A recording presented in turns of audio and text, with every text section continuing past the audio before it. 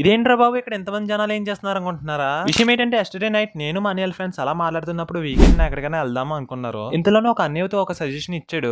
అదేంటంటే పెద్దాపురం నుంచి సుమారు 80 కిలోమీటర్ దూరంలో వాడపల్లిలో ఉన్న వెంకటేశ్వర స్వామి టెంపుల్ కి వెళ్దాం అన్నాడు. అండ్ నెక్స్ట్ డే పొద్దున్న 3 నుంచి మా జర్నీ అయితే స్టార్ట్ అయింది. ఆ తర్వాత అయితే మేమందరం ఒక చోటు గ్యాదర్ అయ్యి పెద్దాపురం నుంచి కార్లో అయితే బయలుదేరిపోయాం. ఆఫ్టర్ 1.5 అవర్ ఫైనల్లీ మేము వాడపల్లి అయితే చేరుకున్నాం. ఈ టెంపుల్ గురించి అయితే నాకంటే బాగా మన చాగంటి కోటేశ్వరరావు గారు అయితే చాలా బాగా చెప్పారు. మీరు కూడా ఒకసారి వినండి. గోదావరి నదీ తీరంలో ఈ వాడపల్లి వెంకటేశ్వర స్వామి వారు సాధారణంగా మనకి కనపడే వెంకటేశ్వర మూర్తి కన్నా భిన్నమైన రీతిలో ఇక్కడ దర్శనం ఇస్తారు.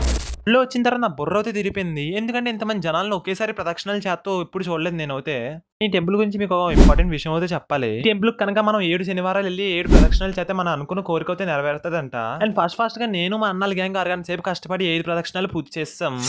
గుడిలోకి అయితే టికెట్ తీసుకుని ఎంటర్ అయిపోయి దర్శనం అయితే చేసుకున్నాం. దర్శనం అయితే నియర్లీ 15 మినిట్స్ లోనే అయిపోయింది మాకు ఫాస్ట్ గానే. బట్ లిటరల్లీ గుడి లోపల ఎంటర్ అవ్వగానే ఓ విషయం అయితే అనిపించింది. అదేంటంటే గుడి లోపల వ్యూ అయితే నెక్స్ట్ లెవెల్ ఉంది. తర్వాత కొన్ని ఫొటోస్ సెల్ఫీస్ దిగి మా వాడపల్లి జర్నీ అయితే ఎండ్ చేసుకున్నాం మేము. లాస్ట్ గుడి నుంచి బయటకు వచ్చి మేము రిటర్న్ జర్నీ అయితే స్టార్ట్ చేస్తాం. బట్ ఈ మధ్యలోనే ఒక వండర్ఫుల్ ఇన్సిడెంట్ అయితే జరిగింది. మీరే చూడండి ఇక్కడ మంచి అయితే ఎంత గుర్తుందో, మనుషులు కూడా కనపడతలేదు ఇక్కడ అయితే. తర్వాత మా ఊరి దగ్గరలోనే సన్ రైజ్ అయితే అయింది. ఈ వ్యూ మాత్రం చాలా బ్యూటిఫుల్ గా ఉంది. నా హార్ట్ ని టచ్ చేసింది ఈ వ్యూ. ఇంకా లాస్ట్ అండ్ ఫైనల్ గా మా ఊరు అయితే వస్తాం. సో గైస్ ఈ వీడియో మీకు నచ్చింది మన ఛానల్ సబ్స్క్రైబ్ అయితే చేసింది. Thank you guys.